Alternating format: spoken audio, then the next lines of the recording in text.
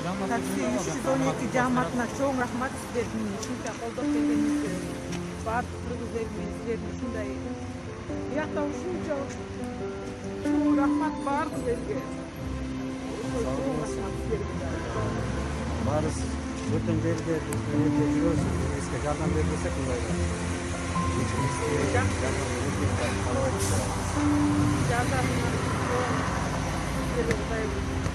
Алла разы болсун. Көп жашагыласыздар. Жойдогусуздан тышкаруу. Айтқаныңыз келсін.